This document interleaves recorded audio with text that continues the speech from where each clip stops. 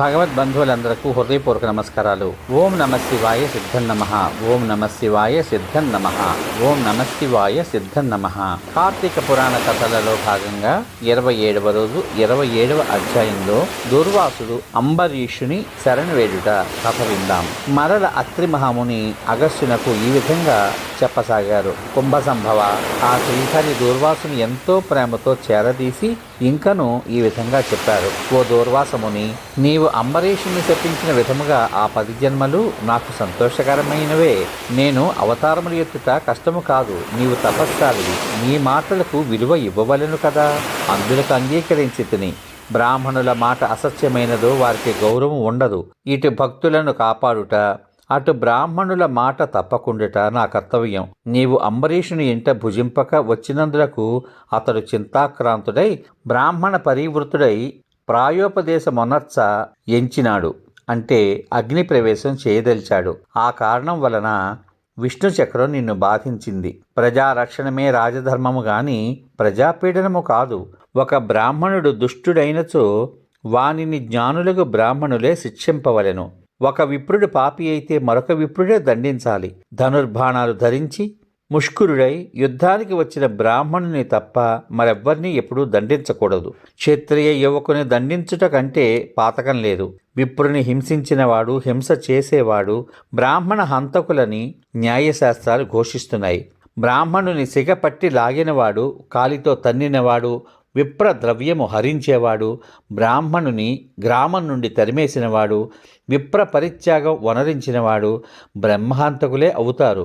కాబట్టి ఓ దూర్వాస మహర్షి, అంబరీషుడి నీ గురించి తపస్శాలియు విప్రోత్తముడును అగు దూర్వాసుడు నా మూలమున ప్రాణ సంకటమును పొందుచున్నాడు.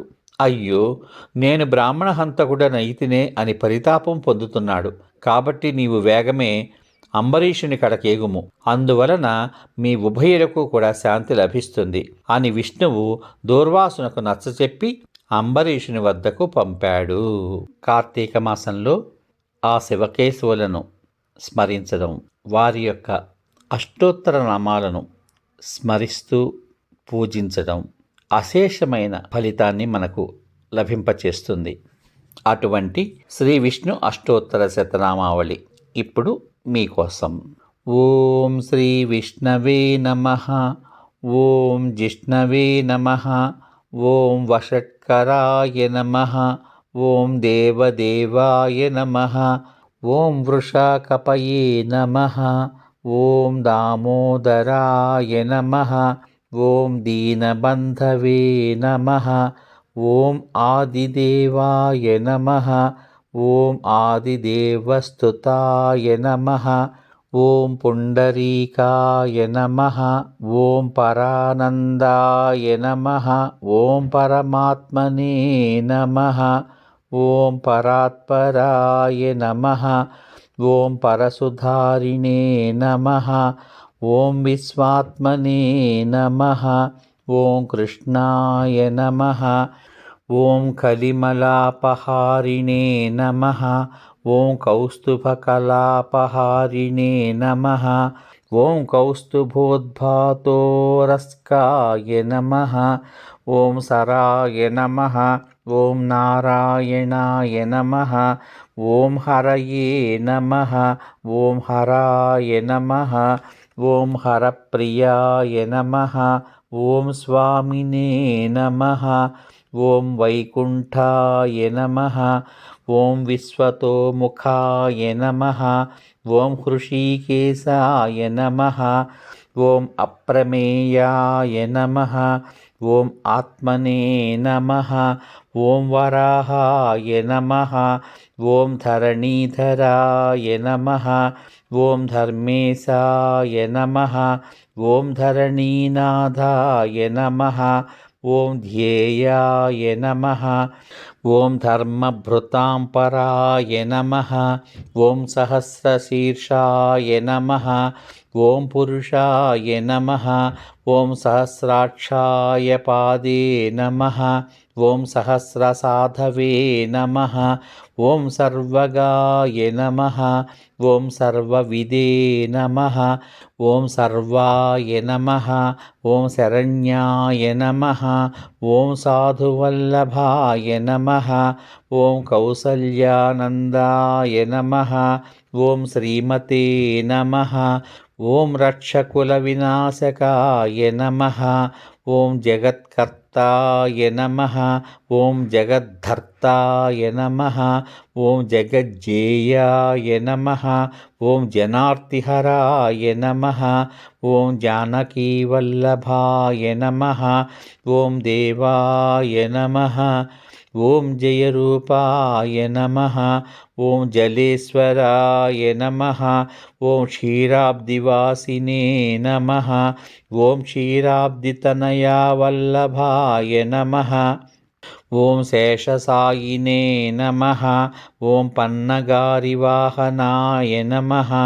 ఓం విష్ణరస్రవసే నమః. ఓం మాధవాయ నమః. ఓం మధురానాథాయ నమః. ఓం ముకుందాయ నమః. ఓం మోహనాశనాయ నమః. ఓం దైత్యారిణే నమః. ఓం పుండరీకాక్షాయ నమః. ఓం అచ్యుతాయ నమః. ఓం మధుసూదనాయ నమః. ఓం సోమసూర్యగ్నినయనాయ నమః. ఓం నృసింహాయ నమః. ఓం భక్తవత్సలాయ నమః. ఓం నిత్యాయ నమః.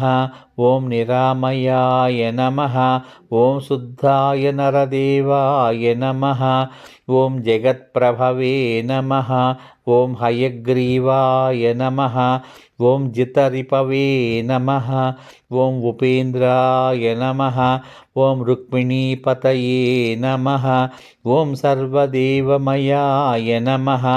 ఓం శ్రీశాయ నమః. ఓం సర్వాధారాయ నమః. ఓం సనాతనాయ నమః. ఓం సౌమ్యప్రదాయ స్రష్టే నమః. ఓం విశ్వక్సేనాయ నమః. ఓం జనార్దనాయ నమః. ఓం యశోదాతనయాయ నమః. ఓం యోగినే నమః. ఓం యోగశాస్త్రపరాయ నమః. ఓం రుద్రాత్మకాయ నమః. ఓం రుద్రమూర్తయే నమః. ఓం రాఘవాయ నమః. ఓం మధుసూదనాయ నమః. ఓం అతులతేజసే దివ్యాయ నమః. ఓం సర్వపాపహరాయ నమః. ఓం పుణ్యాయ నమః. ఓం అమితతేజసే నమః. ఓం దుఃఖనాశాయ నమః. ఓం దారిద్ర్యనాశనాయ నమః. ఓం దౌర్భాగ్యనాశనాయ నమః. ఓం సుఖవర్ధనాయ నమః. ఓం సర్వసంపత్కరాయ నమః. ఓం సౌమ్యాయ నమః. ఓం మంగళప్రదాయ నమః. इति श्री विष्णु अष्टोत्तरशतनामावళి సమాప్తః. సశేషం. ఇంతవరకు మీరు కార్తీక పురాణ కథలలో భాగంగా 27వ రోజు 27వ అధ్యాయంలో దూర్వాసుడు అంబరీషుని శరణు వేడుట కథ విన్నారు. దానితో పాటు ఎంతో పవిత్రమైన శ్రీ విష్ణు అష్టోత్తర శతనామావళిని కూడా ఇక్కడ మీకు అందించడం జరిగింది. రేపటి భాగంలో అనగా కార్తీక పురాణ కథలు 28వ రోజు 28వ అధ్యాయంలో విష్ణు చక్రము దూర్వాసుని క్షమించుట కథను విందాం. ఓం నమ శివాయ సిద్ధన్నమః. ఓం నమ శివాయ సిద్ధన్నమః. ఓం నమ శివాయ సిద్ధన్నమః. సర్వే జనా సుఖినో భవంతు. శుభమస్తు. స్వస్తి.